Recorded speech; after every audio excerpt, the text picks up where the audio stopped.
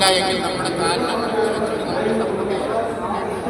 അല്ലെങ്കിൽ കസേര ഉണ്ടെങ്കിൽ കസേരയിലേക്ക് ഇരുന്നിട്ട് എന്താക്കുക, നമ്മുടെ സപ്പോർട്ട് ചെയ്തിട്ട് സാധാരണ രീതിയിൽ നമ്മൾ മൂക്കിലായിട്ടൊന്നും വേണ്ട, എന്താക്കിയാൽ മതി, മെല്ലെ ഒന്ന് പതിയൊന്നും എന്താക്കിയാൽ മതി.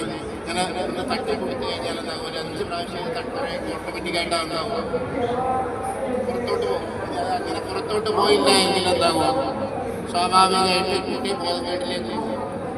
ഈ കുട്ടികളുടെ നമുക്ക് വായന ഭക്ഷണം കൊടുക്കിയതാണ് അല്ലെങ്കിൽ ചോദ്യം സംഭവിച്ചതാണ് എന്ന് അറിയുന്നത് എങ്ങനെയാണെന്ന് വെച്ചാൽ, വലിയ ആൾക്കാരെ നമ്മൾ പറഞ്ഞല്ലോ ഈ രൂപത്തിൽ നമ്മൾ പിടിക്കും.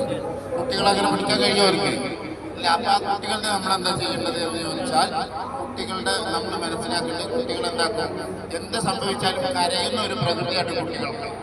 ആ കരച്ചിലുണ്ടാവില്ല, കുട്ടിയുടെ കണ്ണെല്ലാം പുറത്തോട്ട് വന്ന് കുട്ടികളെന്താവും, കളറ് മാറും. അപ്പം മനസ്സിലാക്കുക കുട്ടികളുടെ തൊണ്ടയിലേക്ക് ഭക്ഷണത്തിന് തൊണ്ടയിൽ കെട്ടിയിട്ടുണ്ട്. അങ്ങനെ മനസ്സിലാക്കേണ്ട എന്താക്കുക, ഈ രൂപത്തിൽ നമ്മൾ ചോക്കിങ് ചെയ്ത് കൊടുക്കും.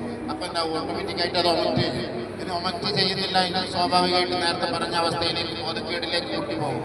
അപ്പം നേരത്തെ പറഞ്ഞ രൂപത്തിൽ എന്താക്കുക, നമ്മുടെ ഫിംഗറോ തപ്പോ ഉപയോഗിച്ചിട്ട് നമ്മൾ CPR കൊടുക്കുക. ഇവിടെ തന്നെ മെഡിക്കൽ സഹായം നേടും. എന്തെങ്കിലും കാര്യങ്ങൾ സംശയം ചോദിക്കും.